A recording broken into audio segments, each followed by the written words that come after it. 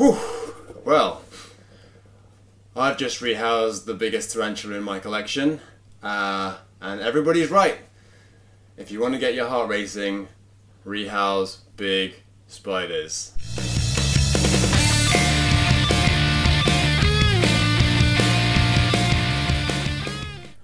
Alright, spider fans, welcome back to the Tarantula Cave. I have a seriously big adventure in Arachnoland for you in this episode, as you can probably tell from the intro.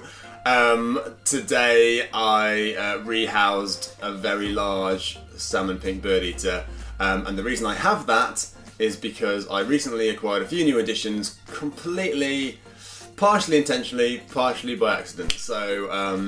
But before I talk about that, the first thing I want to mention is that at last, finally, my smallest Honduran curly hair tarantula has molted and now looks like this.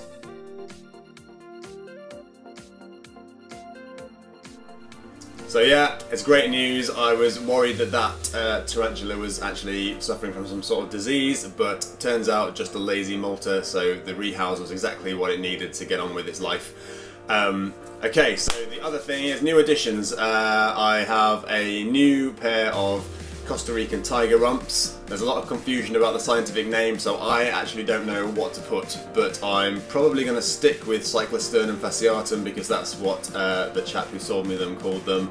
But within the hobby they're also called Davis fasciatus and Davis fasciatus hobby form. But yeah, they're Costa Rican tiger rumps. There's a guy near me was selling them for a good price. I had to go and see them because they had a lot of them, and I thought, well, I'll pick up a pair because the price is right, and they're a dwarf tarantula, so not going to take up too much space, and beautiful, so beautiful. So check them out.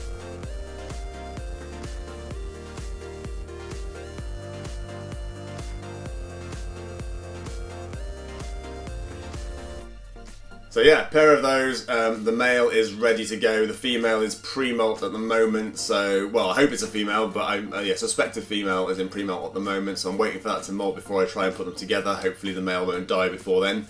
And then yeah, so while I was there picking up the tiger rumps, Daryl tried to persuade me to buy two enormous salmon pink bird eaters.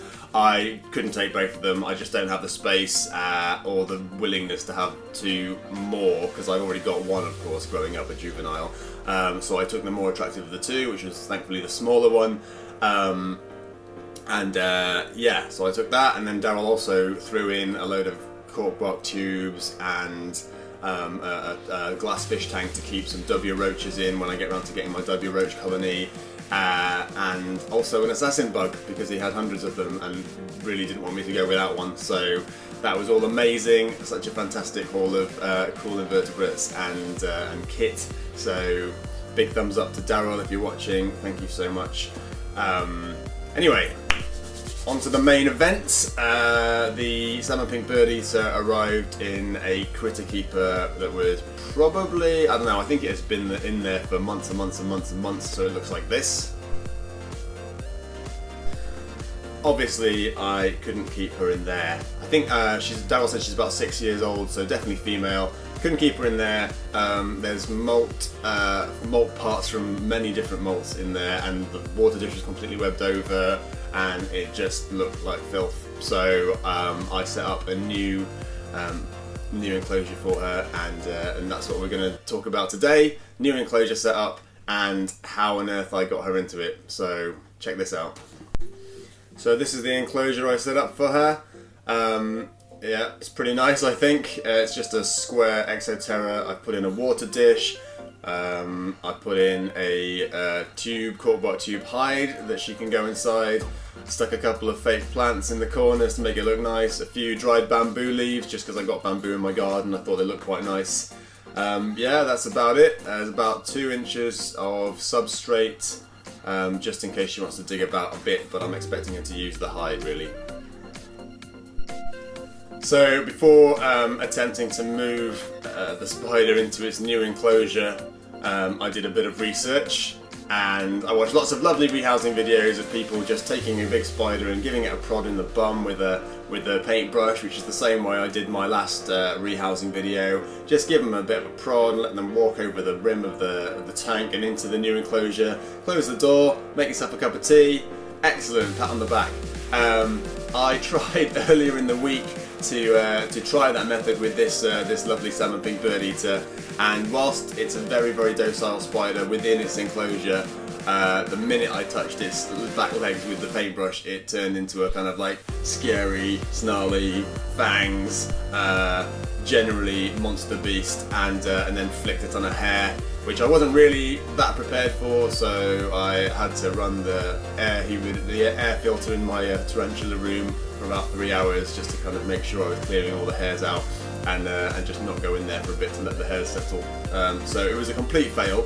I then decided to go on Tom's Big Spiders, because that's the thing to do, really. The guy knows everything, well, pretty much everything, and watch some of his rehousing videos, and of course Tom's a master with tarantulas, so he had the way. So I will talk you through that now.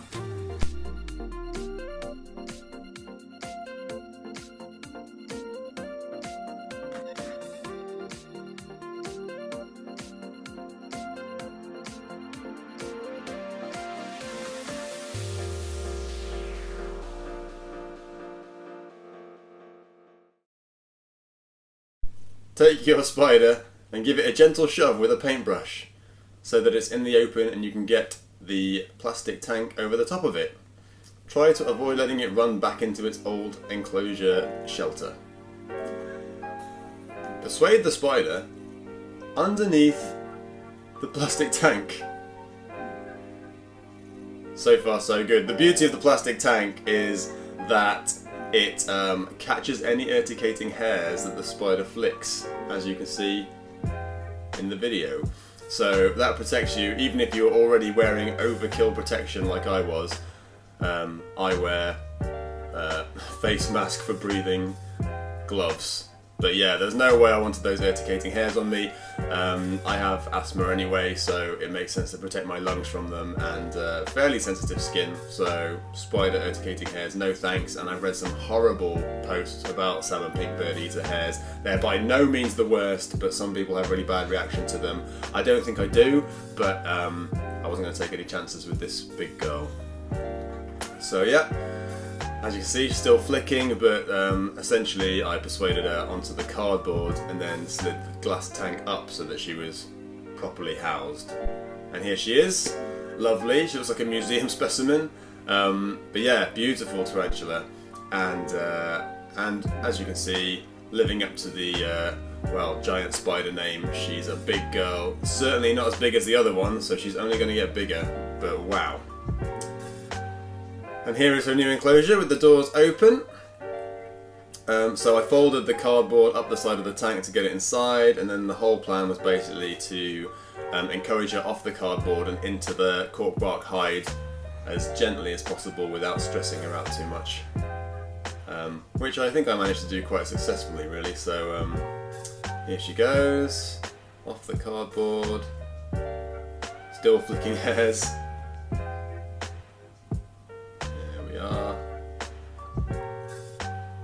Out comes the tank, and then out comes the cardboard.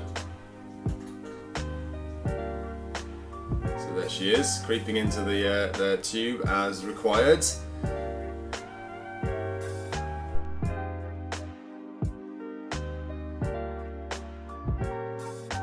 What a beautiful tarantula.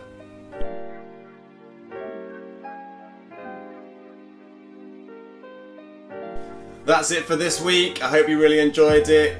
Next video is probably going to be a feeding video. I need to go out and buy some locusts and crickets, and all my mealworms have turned into beetles, so I'm just waiting for all the tiny mealworms to grow into bigger mealworms, and then mealworms will be back on the menu. But for now, I definitely need to get locusts for the big girl, and I need to get crickets for everything else. So we'll be feeding everyone up. I'll do another quick feeding video. That'll be next week's video. Yeah, more updates to follow. Stay tuned. If you like this channel, please give it a thumbs up. Please comment below. I really like the comments.